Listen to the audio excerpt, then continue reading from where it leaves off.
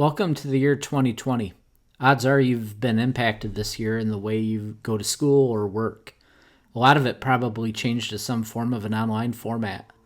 As we enter the fall semester, many teachers and students are faced with many obstacles as to how to handle homework and other assessments within an online learning environment.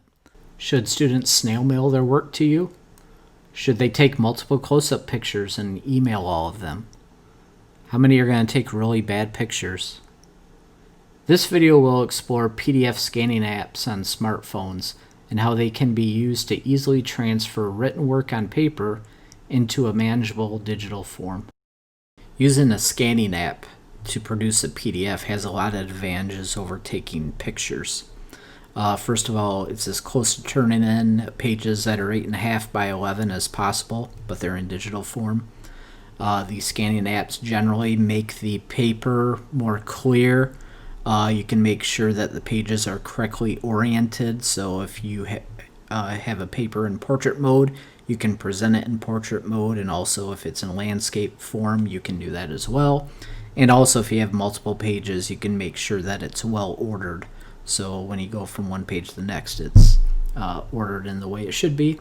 You should also be able to give an appropriate file name. A lot of teachers are going to require files to include the students' names or have some sort of naming mechanism so that teachers can stay organized. And then, the main thing is that it can create a single file as opposed to if you had 5 pictures of 5 pages, and if a teacher has 120 students, well, that'd be 600 files to have to open up. So this makes that more manageable. You may have a printer with a scanner lying around where you live. In my case, I've only used this as a printer. I've never used it as a scanner, so I don't know if there's any additional software or cables that I need to hook up to my computer. In general, manuals can be found online, so if this is a situation that you're in, you might want to explore that in addition to having a smartphone scanning app. Back to smartphones now. Most smartphones, either iPhones or Android phones, come with one app that has scanning capabilities that allow you to scan with the camera, edit, name, and export PDFs. What we're going to do in this video is review some apps that you have, some apps that you may have, and apps you may want to consider in downloading as being a PDF scanner for you.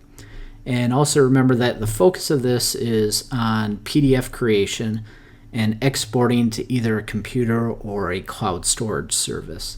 It's not about getting the PDF file to where it eventually needs to go for you, which may be some sort of learning management system where you have to turn in your work. Before you start scanning with any app, it's important to understand what are the good practices of scanning. First of all, try to write on one side, especially if you're using marker, because if you try to scan the back side of that, it will probably pick up that marker that's from the other side. Also, try to use white paper. Anything other than that, the apps generally kind of struggle with trying to identify what is written on and what is not written on. Provide a rectangle. What I mean by that is keep your paper in good condition. For those who use spiral-bound notebooks, remove the frayed edge. Okay, use that perforation so it has a nice clean edge to it. Don't worry about any rounded corners that your notebook may have. Most of the scanning apps will take care of that. Either they'll fill it in or you'll just have a little dark spot in one of the corners. Make sure you're in a well-lit area and in a position to not cast shadows onto the pages being scanned.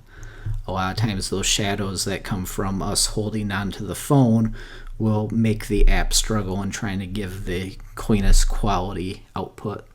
Some of the apps do have a flash within the scanning mechanism, but I generally find that it ends up washing out a lot of things, so I stick to scanning just in well-lit areas and make sure I'm not casting a shadow. And also use a high contrast background that is free of clutter.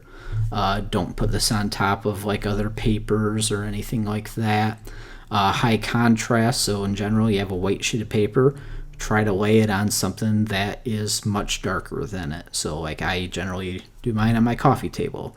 However, I would not do it like in my kitchen counters because they are very light colored. Here is the 3-page document that I'm going to use moving forward to scan. Notice that I basically made a dummy exam or whatever you want to call it, and I use different writing utensils, and I just wrote down what it is that I use. So pencil, black pen with yellow highlighter, red pen, and then the last page I did with Sharpie, black and green. And now just quickly looking at the backs of these, I'm not going to scan these in any way, but I just want everyone to notice the last page where the ink goes through. That would definitely be picked up by the scanners. Moving on to apps that you have. So if you have an iPhone, you have Apple's Notes app. And if you have an Android, you have Google Drive.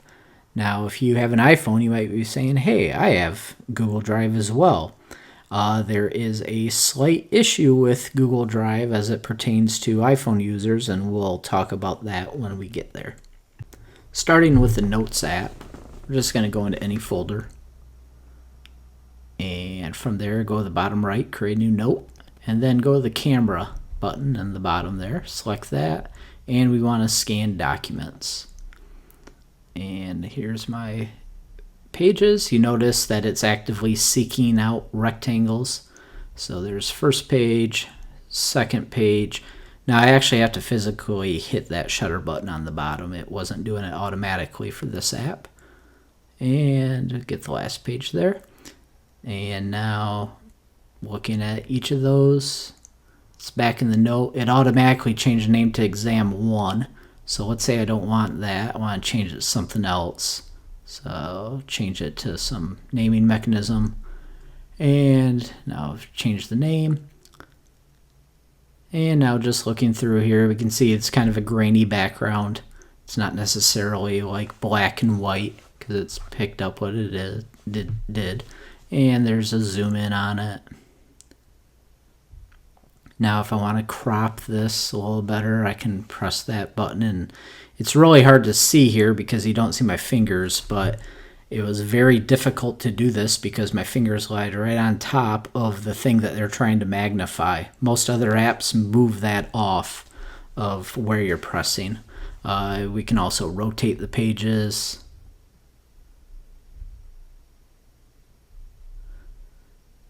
And there's, all 3 of them. So I'm done here. And now I want to share this. Now, here is a very pivotal thing. It says one scanned document right under the name. That you're actually just sharing the note in which the PDF is in. You really want to share just the PDF. So because of this, what we need to do is actually go back and open up the PDF again, and then hit the share button, and now you see that it says PDF document. Okay, that's actually what we want to share. And you can share out to wherever you want to go. Me personally, I use AirDrop and AirDrop it to my MacBook Pro. So that's what's going on there. Taking a look at the exported PDF, we see that this is actually not the greatest. We got a lot of grain. We got a couple edges that actually show the side of the coffee table that we didn't necessarily see. And on top of that, it looks like it scaled it down. We can see the white margins on the side. This is not a typical export from any other scanning app. So this is a limitation of Notes from Apple. Now to see if we can salvage anything from our scan, we're going to go back into the PDF within our note and press the color button down at the bottom there and kind of toggle between a couple of these options here to see which one looks better. Looks like we're going to go black and white. We're going to change each page to black and white. And once we have that, we're going to export PDF again.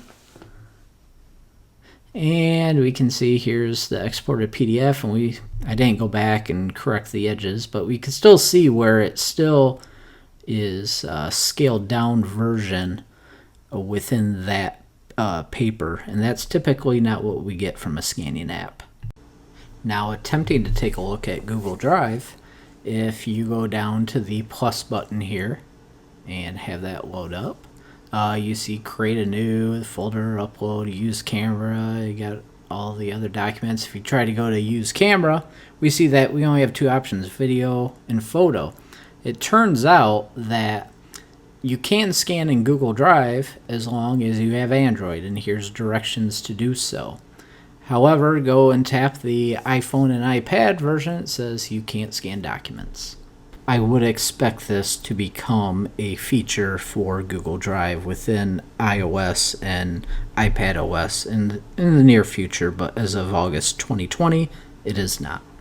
Now to take a look at some apps that you may have on your phone that you didn't realize had scanning capabilities that are both pretty popular. The first one is Dropbox. So a lot of people have Dropbox as a cloud storage service. And the other one is Microsoft Office Lens. So, given the popularity of the Microsoft Office suite, you may at some point have downloaded a whole bunch of their apps and didn't realize the capability of this particular app. So we will talk about the Microsoft Office Lens app as well. Alright, so opening up Dropbox now. We get our main menu down at the bottom. There's the create button, so we'll press on that, and then the scan document. And notice right off the bat, like it's looking for rectangles. It has that white box around it, and once it recognized it, it automatically scanned it. Like I didn't press the shutter. One thing about this is I had to press that bottom left corner to say, hey, I want to add a page, and then it was immediately back at it, automatically scanning it. So there's the second page, and then the third page.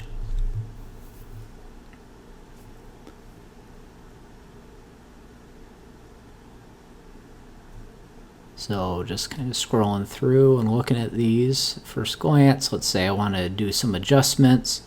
Here you have the opportunity to adjust corners. We can also go to filters. We can get black and white or original. So we're going to take a look at original here, but here's what happens when you try to change a corner. Notice how it moves the magnifier way away so you can actually see it, so it's actually useful. But just scanning through it again. Now let's say we want to do next, and change our name here, so whatever we got going on for that. And the thing about this is when you save it using Dropbox, you have to actually save it to Dropbox initially. But once you're done with that, you can actually share it anywhere. You can just press the ellipses up in the upper right there, and you can export it anywhere you want. But this is the version with the original. Now we can go back in, we can arrange. So if you didn't scan them in order, you can arrange it as well. And here I'm just going to do a second version now, just using the black and white, and just try to get a comparison between the two and see what they look like. So that's what black and white looks like. And once I export, I see I didn't necessarily get that left edge very well, and but this isn't too bad. It keeps the color pretty good if that's important to you. And here is the black and white version, and you can see the highlighter does show up a little bit there, but it's black and white. Now to take a look at the Lens app. This is actually a really great app to scan whiteboards as well. This is why I originally downloaded it years ago. It does a very good job of cleaning up the blackboard. But as we start to scan this, notice it gives you the option to move corners as well as sides. And you have to press the add button down at the bottom left to create the next page. And that looks pretty decent. So I could confirm that. Go on to the next.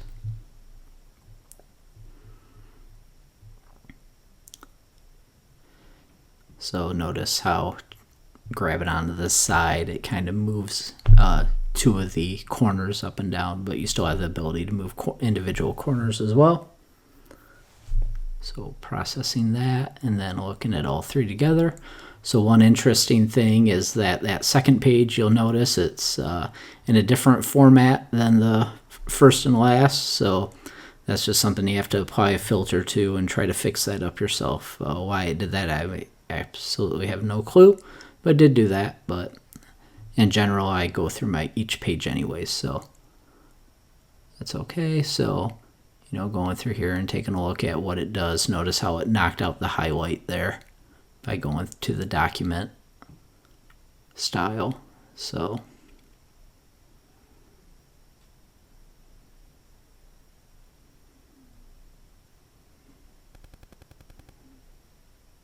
okay, so just kind of exploring here.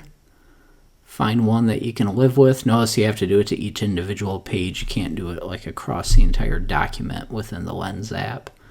And then we get here, name it what you want to name it. And then you'll see Save To where it has PDF. So notice you got two options, store it on locally or on OneDrive. But if you store it locally, you can then go here and then share it to any other spot you want it to end up at. And here's what it looks like on the computer.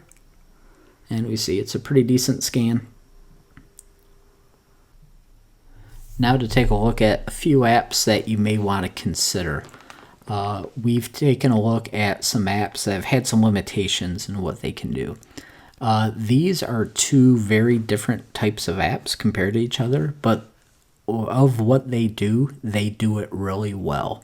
So the first one we're going to take a look at is Scannable, which is made by Evernote. And the second one is Scanner Pro. Okay, so taking a look at Scannable by Evernote. So notice there's not a whole lot to it. It comes in at just over 20 megabytes. It's very light. First thing you need to do is go to File Type and set it as PDF. Because if you leave it as auto, any single page documents will automatically just be an image and not a PDF. So you can just go in there and set that straight right off the bat. And getting back here, scan this page. Notice how it'll take the page and then it cleans it up. So it does some processing to it. So it cleans up it's identifying what is white and what is not white. And then it really makes it look very, very clean. If you need to delete a page, if it didn't scan well, you can just swipe it up. That's a nice way to delete. And then you can rescan. So from here, taking a look at this, we can edit, we can pan through, we can delete, rotate, crop, restore to original if we need to. Here you have both corner and side editing. Notice how it handled the highlighter there. There is a toggle button there that allows you to go in between PDF and image. So even though by default we put it to PDF, realize you can always do that. Hit the name, we can type in our new file name. At the bottom you have both send and save. So if you hit save, it only gives you two options: Camera Roll, which you can only store images, and Evernote, which you might not have. So cancel out of that, press send. And then you have an option either to mail it to yourself or share it some other way, and then we get the general iOS sharing box at the bottom there that you can share any way that you want. Okay, so once we do that, we get a thing that says we're done, and here's what it looks like. So very clean. That's how it handled the highlighter there. But we can see this is a pretty clean scan. Now, one thing I want you to realize is that this does not save anything to it, except if you send something. Once you actually send something out, it will keep it for 30 days. Okay, so the last one here is Scanner Pro. Currently they're on version 7. This is available iOS and iPad as well, not for Android. Currently it's $3.99, but it's well worth it. This app got me through graduate school.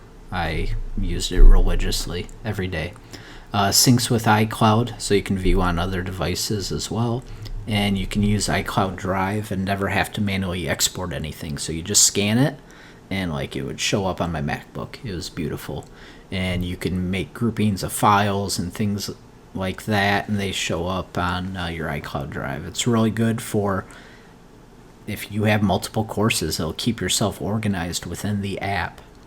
Okay, so we can see that we're just starting off by just scanning, and it's doing it automatically. Once it knows it's getting a good scan, it'll scan for you. And we can go through here. You can see how the highlight worked. You can see we got some grainy stuff going on that last page, but that's okay.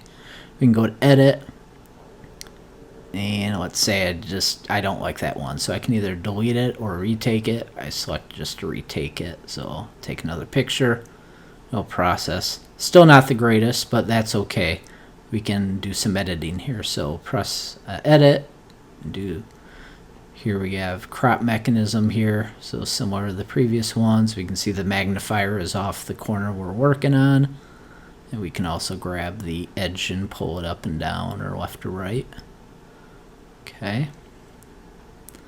We can also do some stuff with the brightness and the contrast, and you can really do some fine-tuning here. And a lot of times, you move it just a little bit and all of a sudden it really reacts, but you can really get into some very fine-grained details using this that you can't on any of the other apps.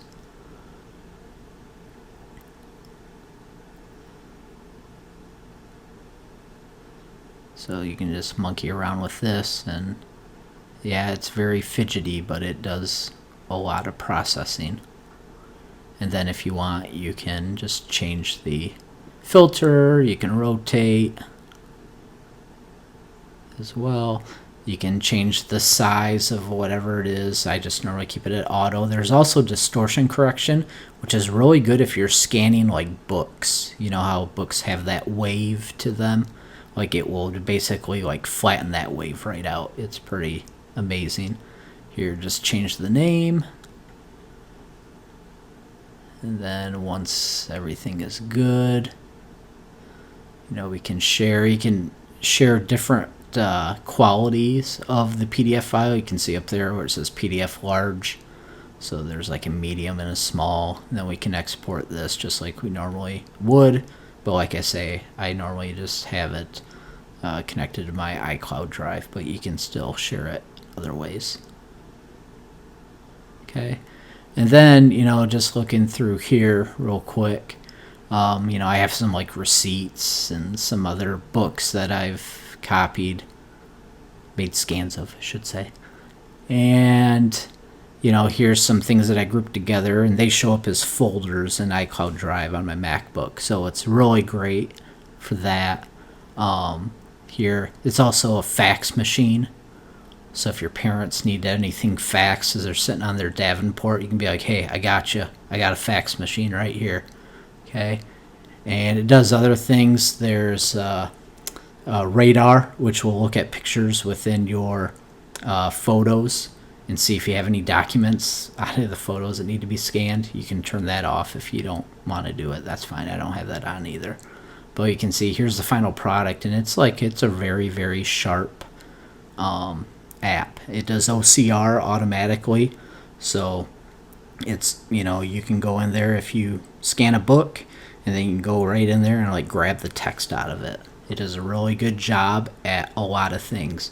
So that app is a little beefier than the Scannable by Evernote app, but what it does it very well, and they're constantly improving the app. They're putting new features in. They just made a new one where it basically knocks out any hand shadows. So I talked earlier about how people scan and you can see the shadow of their hand in their phone. They basically have created their software now so that it will detect it and they'll knock it right out. So it's beautiful in many ways. That's Scanner Pro by Riedel. So here's an overview of all 6 of the apps that we took a look at. So remember the first 2, generally everybody has at least one of these. People who have iPhones and iPads, they have access to the Notes app by Apple. People who have Android have Google Drive that has scanning abilities only on the Android version. I can't really say anything about how big they are in terms of the size of them because Apple didn't report out on in the App Store for Notes, but I don't think it's very big, to be honest with you. And then I couldn't find anything on the Google Play Store for Google Drive. Then we took a look at Dropbox and Lens, and some people may have these apps just as like cloud storage for Dropbox, or just downloaded all the Microsoft suite to get Lens, but realize that they both have scanning abilities as well. Dropbox is a little bit beefier in terms of how much its memory it's going to take from you. And then Scannable and Scanner Pro, those are my two pretty much go-tos, and they're very different types of apps. Scannable is very light. You don't have to delete your TikTok to download Scannable, so that's good.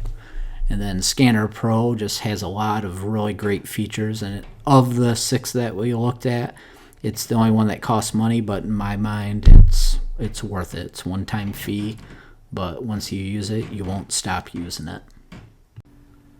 So now that we're at the end, you might be wondering, hey, I didn't have any of those apps. I have something else. I have Genius Scan, or I have Turbo Scan, or I have Adobe Scan.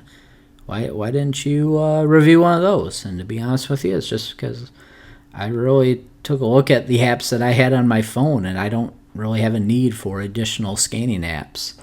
But when it boils down to it, what are the good characteristics of a decent scanning app? And I think after looking at this, first of all, they all produced a single PDF file with multiple pages. Okay, we don't want to send images, because one image is one file. So if you're sending an image of each page of a 5-page paper, that's 5 files. Teachers don't want to open 5 different files from you for one assignment over 120 different students. Okay, give them one file for all the pages. That's the nice thing about a PDF. For the most part, I would say outside the Apple Notes one, everything was clear, correctly oriented, and ordered. And if it wasn't off the initial scan, it had the functionality to do so. We could go in and change the color and contrast. We can rotate 90 degrees, and then we could take the pages and move them around, put them in different order. So pretty much all the apps had that functionality from what we saw. And then the ability to save it as a specific file name. So before you export it, you're able to follow whatever naming convention that you needed, because there's nothing worse than just receiving a document called homework3.pdf and receiving 120 of those, and you have no idea who's who unless you open them up. So make sure that you're putting your name within the file. But overall, hopefully this gives you a kind of a broad overview of the scanning apps that are out there. Maybe you have 1 or 2 or 3 of them, and maybe now hopefully you know how to use them a little better.